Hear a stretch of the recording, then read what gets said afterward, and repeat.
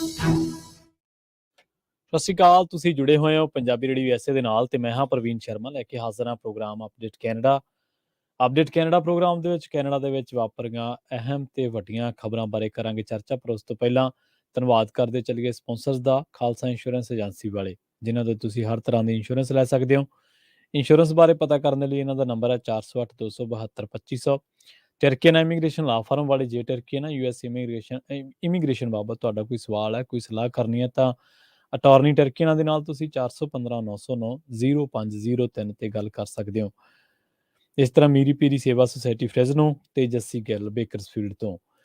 Update Canada ਦੇ ਵਿੱਚ ਵਾਪਰੀਆਂ ਅਹਿਮ ਘਟਨਾਵਾਂ ਬਾਰੇ ਖਬਰਾਂ ਦੀ ਸ਼ੁਰੂਆਤ ਕਰੀਏ ਤਾਂ ਲੰਘੇ ਦਿਨੀ ਇੱਕ ਮਾਮਲਾ ਓਨਟਾਰੀਓ ਦੇ ਸ਼ਹਿਰ ਈਟੋਬੀਕੋ ਤੋਂ ਸਾਹਮਣੇ ਆਇਆ ਸੀ, ਜਿੱਥੇ ਇੱਕ ਜੋੜੇ ਨੇ ਨਕਲੀ ਮਾਲਕ ਬਣ ਕੇ ਤੇ ਅਸਲੀ ਮਾਲਕਾਂ ਦਾ ਘਰ ਵੇਚ ਦਿੱਤਾ ਸੀ ਤੇ ਫਰਾਰ ਹੋ ਗਏ। ਹੁਣ ਅਜਿਹੀ ਇੱਕ ਘਟਨਾ ਟੋਰਾਂਟੋ ਦੇ ਵਿੱਚ ਵਾਪਰੀ ਹੈ। ਟੋਰਾਂਟੋ ਦੇ ਵਿੱਚ 95 ਸਾਲਾ ਇੱਕ ਬਜ਼ੁਰਗ ਦੇ ਨਾਲ ਠੱਗੀ ਮਾਰੀ ਗਈ ਹੈ। ਇਸੇ ਤਰ੍ਹਾਂ ਨਕਲੀ ਮਾਲਕ ਬਣ ਕੇ ਉਹਦਾ ਘਰ ਵੀ ਸੇਲ ਤੇ ਲਾ ਦਿੱਤਾ ਗਿਆ।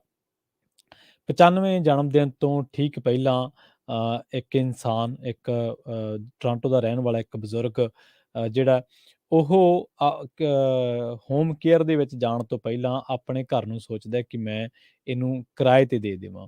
ਤਾਂ ਇਸ ਬਾਬਤ ਉਹ ਕਿਰਾਏ ਤੇ ਦੇਣ ਦਾ ਫੈਸਲਾ ਕਰਦੇ ਹੈ ਤੇ 1970 ਤੋਂ ਇਸ ਘਰ ਦਾ ਉਹ ਮਾਲਕ ਹੈ। ਉਹਦੇ ਜਿਹੜੇ ਭਤੀਜੀ ਹੈ ਮਲੀਸ਼ਾ ਵਾਲਸ, ਇਸ ਨੇ ਇਸ ਗੱਲ ਦੀ ਜਾਣਕਾਰੀ ਦਿੱਤੀ ਹੈ ਕਿ ਉਹਦੇ ਜਿਹੜੇ ਚਾਚਾ ਜੀ ਨੇ, ਬਜ਼ੁਰਗ ਨੇ, ਤੇ 95 ਜਨਮ ਦਿਨ ਨੂੰ ਮਨਾਉਣ ਤੋਂ ਬਾਅਦ ਉਹਨਾਂ ਨੇ ਫੈਸਲਾ ਕੀਤਾ ਕਿ ਹੁਣ ਮੈਂ ਕੇਅਰ ਹੋਮ ਦੇ ਵਿੱਚ ਚਲਾ ਜਾਵਾਂ। ਤੇ ਉਸ ਤੋਂ ਬਾਅਦ ਉਹ ਕਹਿੰਦੇ ਕਿ ਇਸੇ ਬਾਬਤ ਅਸੀਂ ਸੋਚਿਆ ਕਿ ਜਿਹੜਾ ਇਹਨਾਂ ਦਾ ਘਰ ਆ ਉਹਨੂੰ ਅਸੀਂ ਕਿਰਾਏ ਤੇ ਦੇ ਦਈਏ।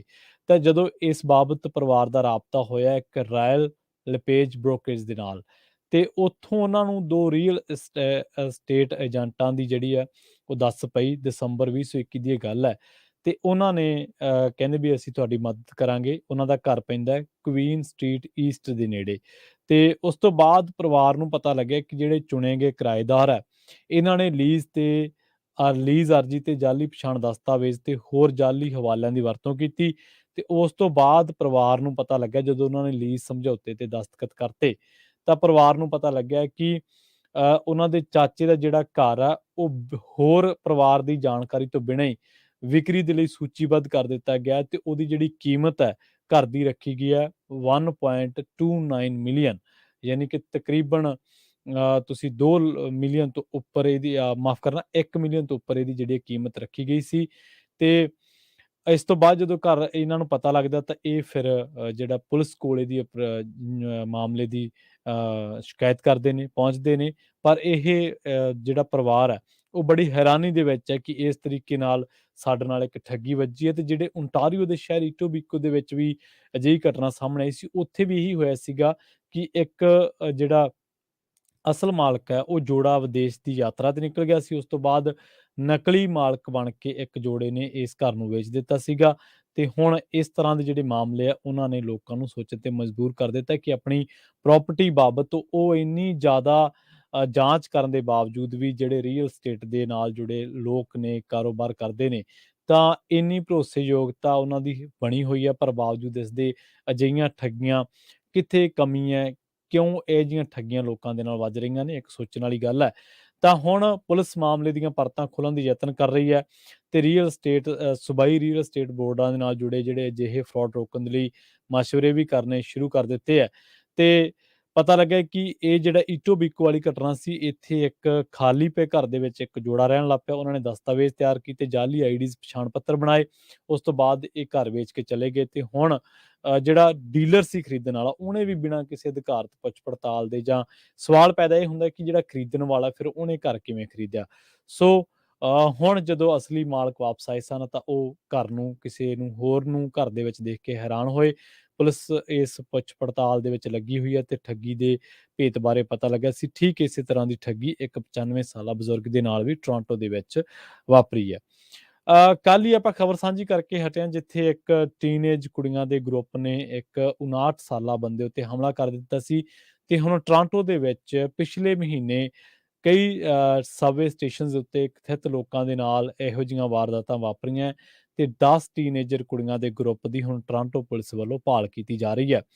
ਪੁਲਿਸ ਨੇ ਦੱਸਿਆ ਕਿ 17 ਦਸੰਬਰ ਨੂੰ ਰਾਤ ਨੂੰ 10 ਵਜੇ ਤੋਂ ਲੈ ਕੇ 12 ਵਜੇ ਤੱਕ ਕੁਈਨਜ਼ ਪਾਰਕ, ਸੇਂਟ ਪੈਟ੍ਰਿਕ ਤੇ ਓਸਗੁੱਡ ਤੇ ਸੈਂਟ ਐਂਡਰਿਊ ਤੇ ਯੂਨੀਅਨ ਸਟੇਸ਼ਨਸ ਦੇ ਦਰਮਿਆਨ ਕਈ ਅਜਿਹੀਆਂ ਵਾਰਦਾਤਾਂ ਵਾਪਰੀਆਂ ਨੇ, ਜਿਨ੍ਹਾਂ ਦੇ ਵਿੱਚ 10 ਟੀਨੇਜਰ ਕੁੜੀਆਂ ਨੇ ਲੋਕਾਂ ਦੇ ਨਾਲ ਮਾੜਾ ਵਿਹਾਰ ਕੀਤਾ, ਬਦਸਲੂਕੀ ਕੀਤੀ, ਕਈਆਂ ਨੂੰ ਗਾਲਾਂ ਕੱਢੀਆਂ ਤੇ ਕਈਆਂ ਉੱਤੇ ਹਮਲੇ ਵੀ ਕੀਤੇ। ਤਾਂ ਪੁਲਿਸ ਇਹਨਾਂ ਹਮਲਿਆਂ ਦੇ ਸ਼ਿਕਾਰ ਲੋਕਾਂ ਨੂੰ ਹੁਣ ਸਾਹਮਣੇ ਆਉਣ ਦੇ ਲਈ ਵੀ ਆਖ ਰਹੀ ਹੈ। ਪੁਲਿਸ ਨੇ ਇੱਕ ਪ੍ਰੈਸ ਰਿਲੀਜ਼ ਜਾਰੀ ਕੀਤਾ, ਜਿਹਦੇ ਵਿੱਚ ਲੋਕਾਂ ਨੂੰ ਅਪੀਲ ਕੀਤੀ ਗਈ ਹੈ ਕਿ ਜੇਕਰ ਕਿਸੇ ਉੱਤੇ 17 ਦਸੰਬਰ ਦੀ ਰਾਤ ਨੂੰ ਹਮਲਾ ਹੋਇਆ ਹੈ, ਤਾਂ ਉਹ ਜਾਂਚਕਾਰਾਂ ਦੇ ਨਾਲ ਸੰਪਰਕ ਕਰੇ। ਤਾਂ ਕਿਉਂਕਿ ਟੀਨਏਜ ਕੁੜੀਆਂ ਦੇ ਗਰੁੱਪ ਵੱਲੋਂ ਕਈ ਹਿੰਸਕ ਵਾਰਦਾਤਾਂ ਨੂੰ ਅੰਜਾਮ ਦੇਣ ਦਾ ਇਹ ਦੂਜਾ ਮਾਮਲਾ ਸਾਹਮਣੇ ਆਇਆ ਹੈ। ਇਸ ਤੋਂ ਬਾਅਦ ਇੱਕ ਘਟਨਾ ਇਹ ਵੀ ਵਾਪਰੀ ਹੈ ਕਿ ਯੂਨੀਅਨ ਸਟੇਸ਼ਨ ਦੇ ਕੁਝ ਕਦਮਾਂ ਦੀ ਦੂਰੀ ਉੱਤੇ ਯਾਰਕ ਸਟਰੀਟ ਤੇ ਯੂਨੀਵਰਸਿਟੀ ਐਵੀਨਿਊ ਦੇ ਏਰੀਏ ਦੇ ਵਿੱਚ ਇੱਕ ਬੇਘਰ ਬੰਦੇ ਉੱਤੇ ਹਮਲਾ ਕੀਤਾ ਗਿਆ ਸੀ ਤੇ ਉਹਦੇ ਵਿੱਚ ਉਸ ਬੰਦੇ ਦੀ ਜਾਨ ਚਲੀ ਗਈ। ਇਸ ਦੀ ਪਛਾਣ 59 ਸਾਲਾ ਕੈਨਲੀ ਵਜੋਂ ਕੀਤੀ ਗਈ ਸੀਗੀ। ਤੇ ਇਹਦੇ ਵਿੱਚ ਬਾਅਦ ਦੇ ਵਿੱਚ ਜਦੋਂ ਪੁਲਿਸ ਜਾਂਚ ਹੋਈ ਤੇ ਇਹ ਗੱਲ ਸਾਹਮਣੇ ਆਈ ਕਿ ਕੁੜੀਆਂ ਦੇ ਇਸ ਗਰੁੱਪ ਵੱਲੋਂ, ਜਿਹਦੇ ਵਿੱਚ 8 ਟੀਨੇਜ ਕੁੜੀਆਂ ਸੀਗੀਆਂ, 2 ਕੁੜੀਆਂ 13-13 ਸਾਲ ਦੀਆਂ, 2 14-14 ਸਾਲ ਦੀਆਂ ਤੇ 2 ਕੁੜੀਆਂ 16-16 ਸਾਲ ਜੀ ਦੀ ਉਮਰ ਦੱਸੀ ਗਈ ਹੈ। ਤੇ ਉਹਨਾਂ ਦਾ ਕੇਨ ਲੀ ਦੀ ਇੱਕ ਔਰਤ ਦੋਸਤ ਦੇ ਨਾਲ ਸ਼ਰਾਬ ਦੇ ਕੇਨ ਨੂੰ ਲੈ ਕੇ ਝਗੜਾ ਹੋਇਆ ਸੀ ਤੇ ਉਸ ਤੋਂ ਬਾਅਦ ਜਦੋਂ ਕੇਨ ਲੀ ਨੇ ਇਹਦੇ ਵਿੱਚ ਇੰਟਰਫੇਅਰ ਕੀਤਾ ਤਾਂ ਉਸ ਉੱਤੇ ਹਮਲਾ ਕੀਤਾ ਗਿਆ ਤੇ ਹਮਲੇ ਦੇ ਵਿੱਚ ਕੇਨ ਲੀ ਦੀ ਜਾਨ ਚਲੀ ਗਈ। ਤੇ ਹੁਣ ਪੁਲਿਸ ਨੇ ਇਸ ਸੰਬੰਧੀ 8 ਕੁੜੀਆਂ ਨੂੰ ਗ੍ਰਿਫਤਾਰ ਕਰਨ ਦੀ ਗੱਲ ਵੀ ਕਹੀ ਸੀ। ਹੈਮਿਲਟਨ ਦਾ ਰੁਖ ਕਰਾਂਗੇ। ਹੈਮਿਲਟਨ ਦੇ ਵਿੱਚ ਇੱਕ ਬੜੀ ਮੰਦਭਾਗੀ ਘਟਨਾ ਵਾਪਰੀ ਹੈ। ਹੈਮਿਲਟਨ ਦੇ ਵਿੱਚ ਇੱਕ ਸੜਕ ਹਾਦਸੇ ਦੇ ਵਿੱਚ 15 ਸਾਲਾ ਮੁੰਡੇ ਦੀ ਮੌਤ ਹੋ ਗਈ। ਪਤਾ ਲੱਗਾ ਕਿ ਇਸ ਮੁੰਡੇ ਨੂੰ ਇੱਕ ਕਾਰ ਨੇ ਟੱਕਰ ਮਾਰ ਦਿੱਤੀ ਸੀ ਤੇ ਹੁਣ ਪੁਲਿਸ ਨੇ ਇਸ ਮਾਮਲੇ ਦੇ ਵਿੱਚ ਇੱਕ 15 ਸਾਲਾ ਡਰਾਈਵਰ ਨੂੰ ਗ੍ਰਿਫਤਾਰ ਕੀਤਾ ਹੈ। ਇਹ ਹਾਦਸਾ ਪੁਲਿਸ ਦੇ ਦੱਸਣ ਮੁਤਾਬਕ ਅਪਰ ਪੈਰਾਡਾਈਜ਼ ਰੋਡ ਅਤੇ ਸਟੋਨ ਚਰਚ ਰੋਡ ਵੈਸਟ ਇਲਾਕੇ ਦੇ ਵਿੱਚ ਵਾਪਰਿਆ। ਇਹ ਹਾਦਸਾ ਉਦੋਂ ਵਾਪਰਿਆ ਜਦੋਂ ਉਹ ਮੁੰਡਾ ਫੁੱਟਪਾਥ ਤੇ ਜਿਹੜਾ ਵਿਦਿਆਰਥੀ ਹੈ ਫੁੱਟਪਾਥ ਤੇ ਪੈਦਲ ਜਾ ਰਿਹਾ ਸੀ। ਜਦੋਂ ਉਸਨੇ ਸੜਕ ਪਾਰ ਕੀਤੀ ਤਾਂ ਉੱਤਰ ਵੱਲ ਜਾ ਰਹੀ ਇੱਕ ਕਾਰ ਨੇ ਉਸ ਨੂੰ ਟੱਕਰ ਮਾਰ ਦਿੱਤੀ। ਹਾਦਸੇ ਤੋਂ ਬਾਅਦ ਇਹਨੂੰ ਗੰਭੀਰ ਸੱਟਾਂ ਲੱਗੀਆਂ, ਹਸਪਤਾਲ ਲਿਜਾਇਆ ਗਿਆ ਜਿੱਥੇ ਉਸ ਨੂੰ ਮ੍ਰਿਤਕ ਐਲਾਨ ਦਿੱਤਾ। ਪਤਾ ਲੱਗਾ ਕਿ ਇਸ ਹਾਦਸੇ ਨੂੰ ਅੰਜਾਮ ਦੇਣ ਤੋਂ ਬਾਅਦ ਇੱਕ ਨੌਜਵਾਨ ਡਰਾਈਵਰ ਮੌਕੇ ਤੋਂ ਫਰਾਰ ਹੋ ਗਿਆ, ਪਰ ਬਾਅਦ ਦੇ ਵਿੱਚ ਉਸ ਨੂੰ ਲੱਭ ਕੇ ਗ੍ਰਿਫਤਾਰ ਕਰ ਲਿਆ ਗਿਆ। ਪੁਲਿਸ ਨੇ ਇਸ ਗੱਲ ਦੀ ਪੁਸ਼ਟੀ ਕੀਤੀ ਹੈ ਕਿ ਦੋਵੇਂ ਨੌਜਵਾਨ, ਟੱਕਰ ਮਾਰਨ ਵਾਲਾ ਤੇ ਹਾਦਸੇ ਦੇ ਵਿੱਚ ਪੀੜਤ ਨੌਜਵਾਨ, ਸੇਂਟ ਥਾਮਸ ਮੋਰ ਕੈਥੋਲਿਕ ਸੈਕੰਡਰੀ ਸਕੂਲ ਦੇ ਵਿਦਿਆਰਥੀ ਸਨ, ਜੋ ਕਿ ਟੱਕਰ ਵਾਲੀ ਥਾਂ ਤੋਂ ਤਕਰੀਬਨ 550 ਮੀਟਰ ਦੀ ਦੂਰੀ ਤੇ ਹੈ। ਪੁਲਿਸ ਹੁਣ ਇਸ ਮਾਮਲੇ ਦੀ ਪੜਤਾਲ ਕਰ ਰਹੀ ਹੈ। ਸੇਂਟ ਕੈਥਰੀਨਸ ਦੇ ਵਿੱਚ ਇੱਕ ਵੱਡੀ ਅੱਗ ਲੱਗੀ ਹੋਈ ਹੈ ਤੇ ਉੱਥੇ ਐਮਰਜੈਂਸੀ ਜਿਹੜੇ ਰਿਸਪੌਂਡਰਸ ਨੇ ਉਹ ਮੌਕੇ ਉੱਤੇ ਪਹੁੰਚ ਚੁੱਕੇ ਨੇ ਤੇ ਘਟਨਾ ਵਾਲੀ ਥਾਂ ਤੋਂ ਉੱਤੋਂ ਇਹ ਰਿਪੋਰਟ ਮਿਲੀ ਹੈ ਕਿ ਉੱਥੇ ਧਮਾਕਾ ਹੋਇਆ ਸੀ ਤੇ ਇਸ ਤੋਂ ਬਾਅਦ ਇਹ ਧਮਾਕਾ ਇੱਕ ਫੈਕਟਰੀ ਦੇ ਵਿੱਚ ਹੋਇਆ ਦੱਸਿਆ ਗਿਆ ਤੇ ਇਸ ਤੋਂ ਬਾਅਦ ਫੈਕਟਰੀ ਵਰਕਰ ਨੂੰ ਇੱਥੇ ਕੰਮ ਕਰਨ ਵਾਲੇ ਇੱਕ ਵਰਕਰ ਨੂੰ ਗੰਭੀਰ ਹਾਲਤ ਦੇ ਵਿੱਚ ਹਸਪਤਾਲ ਦੇ ਵਿੱਚ ਵੀ ਦਾਖਲ ਕਰਵਾਇਆ ਗਿਆ।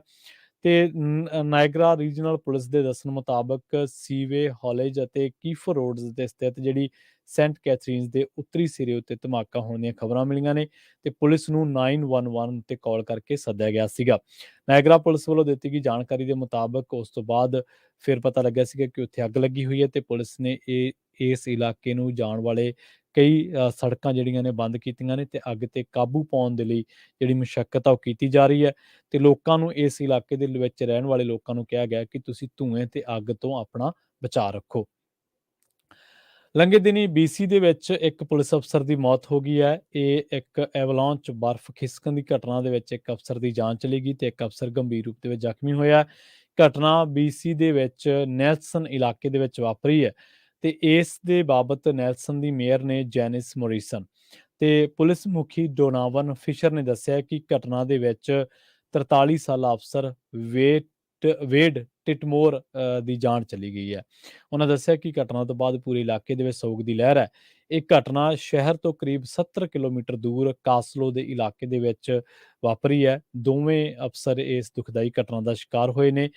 28 ਸਾਲਾ ਕਾਂਸਟੇਬਲ ਮੈਥਿਊ ਨੌਲੇਟ ਗੰਭੀਰ ਜ਼ਖਮੀ ਹੈ ਤੇ ਪਹਿਲਾਂ ਹੀ ਚੇਤਾਵਨੀ ਦਿੱਤੀ ਗਈ ਸੀ ਐਵਲਾਂਚ ਕੈਨੇਡਾ ਨੇ ਕਿ ਸਨੋ ਪੈਕ ਬੇਹੱਦ ਕਮਜ਼ੋਰ ਨੇ ਤੇ ਅਜਿਹੇ ਦੇ ਵਿੱਚ ਬਰਫ਼ ਖਿਸਕਣ ਦਾ ਖਤਰਾ ਕਾਫੀ ਜ਼ਿਆਦਾ ਹੈ ਤੇ ਇਸੇ ਦੌਰਾਨ ਉਧਰ ਦੂਜੇ ਪਾਸੇ ਜਦੋਂ ਟਰੂਡੋ ਇਸ ਵੇਲੇ ਮੈਕਸੀਕੋ ਦੇ ਵਿੱਚ ਸਨ, ਜਦੋਂ ਇਹ ਘਟਨਾ ਵਾਪਰੀ ਤਾਂ ਉਹਨਾਂ ਨੇ ਵੀ ਇਸ ਘਟਨਾ ਤੇ ਡੂੰਘੇ ਦੁੱਖ ਦਾ ਪ੍ਰਗਟਾਵਾ ਕੀਤਾ ਹੈ।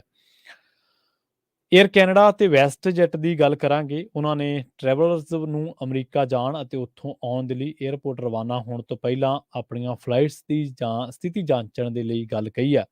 ਯੂਐਸ ਫੈਡਰਲ ਐਵੀਏਸ਼ਨ ਐਡਮਿਨਿਸਟ੍ਰੇਸ਼ਨ ਵੱਲੋਂ ਕੰਪਿਊਟਰ ਸਿਸਟਮ ਦੇ ਵਿੱਚ ਕੋਈ ਗੜਬੜ ਹੋਣ ਕਾਰਨ ਕਈ ਫਲਾਈਟਸ ਉਹਨਾਂ ਨੇ ਜਾਂ ਤਾਂ ਰੱਦ ਕੀਤੀਆਂ ਸੀ ਤੇ ਜਾਂ ਫਿਰ ਉਹਨਾਂ ਦੇ ਵਿੱਚ ਦੇਰੀ ਹੋ ਗਈ ਸੀ। ਤਕਰੀਬਨ 6000 ਉਡਾਣਾਂ ਤੇ ਇਸ ਦਾ ਅਸਰ ਪਿਆ ਸੀ।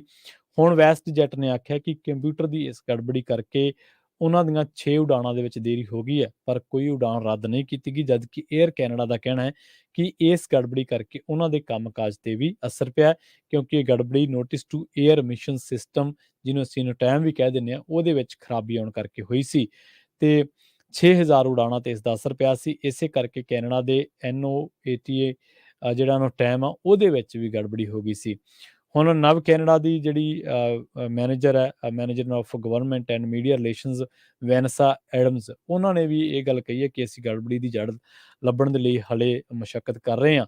ਤੇ ਫੈਡਰਲ ਟਰਾਂਸਪੋਰਟ ਮੰਤਰੀ ਨੇ ਉਮਰ ਅਲ ਕਬਰਾ, ਉਹਨਾਂ ਦੇ ਬੁਲਾਰੇ ਨੇ ਨਦੀਨ ਰਮਦਾਨ, ਉਹਨਾਂ ਨੇ ਵੀ ਦੱਸਿਆ ਕਿ ਅਸੀਂ ਜਿੰਨੀਆਂ ਵੀ ਇੱਥੇ ਏਅਰਲਾਈਨਸ ਨੇ ਉਹਨਾਂ ਦੇ ਨਾਲ ਰਾਬਤਾ ਹੈ ਤੇ ਅਸੀਂ ਉਹਨਾਂ ਨੂੰ ਸਾਰਿਆਂ ਨੂੰ ਇਹ ਗੱਲ ਕਹੀ ਹੈ ਕਿ ਤੁਹਾਡੇ ਸਿਸਟਮ ਦੇ ਵਿੱਚ ਜੇਕਰ ਕੋਈ ਤਕਨੀਕੀ ਖਾਮੀ ਹੈ ਤਾਂ ਉਸ ਬਾਬਤ ਯਾਤਰੀਆਂ ਨੂੰ ਵੀ ਜਿਹੜਾ ਤੁਸੀਂ ਸੂਚਿਤ ਕਰਨਾ, ਜਾਣਕਾਰੀ ਸਾਂਝੀ ਕਰਨੀ ਉਹਨਾਂ ਦੇ ਨਾਲ, ਤੇ ਉਹਨੂੰ ਜਲਦ ਤੋਂ ਜਲਦ ਹੱਲ ਕਰਨ ਦੇ ਲਈ ਵੀ ਤੁਸੀਂ ਜਿਹੜਾ ਹੰਭਲੇ ਉਹ ਛੇਤੀ ਤੋਂ ਛੇਤੀ ਮਾਰਨੇ ਆ।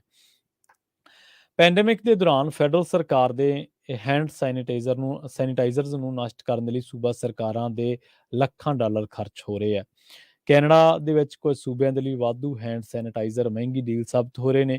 ਫੈਡਰਲ ਸਰਕਾਰ ਨੇ ਕੋਵਿਡ-19 ਪੈਂਡੇਮਿਕ ਦੇ ਦਰਮਿਆਨ 20 ਮਿਲੀਅਨ ਲੀਟਰ ਹੈਂਡ ਸੈਨੀਟਾਈਜ਼ਰ ਹਾਸਲ ਕਰਨ ਦੇ ਲਈ 376 ਮਿਲੀਅਨ ਖਰਚੇ ਸਨ।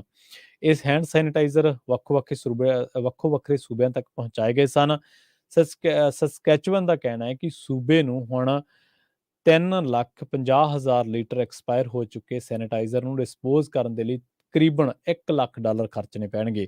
ਉਧਰ ਮੈਨੀਟੋਬਾ ਦਾ ਵੀ ਕਹਿਣਾ ਹੈ ਕਿ ਸੂਬੇ ਨੂੰ ਵਾਧੂ ਹੈਂਡ ਸੈਨੀਟਾਈਜ਼ਰ ਨੂੰ ਰੀਪਰਪਸ ਕਰਨ ਦੇ ਲਈ $4,62,000 ਖਰਚਣੇ ਪੈਣਗੇ ਤੇ ਦੋਵਾਂ ਸੂਬਿਆਂ ਦਾ ਕਹਿਣਾ ਹੈ ਕਿ ਉਹਨਾਂ ਦੇ ਕੋਲ ਰਾਜਧਾਨੀ ਤੋਂ ਲੋੜ ਤੋਂ ਵਧੇਰੇ ਸੈਨੀਟਾਈਜ਼ਰ ਪਹੁੰਚ ਗਿਆ ਸੀਗਾ।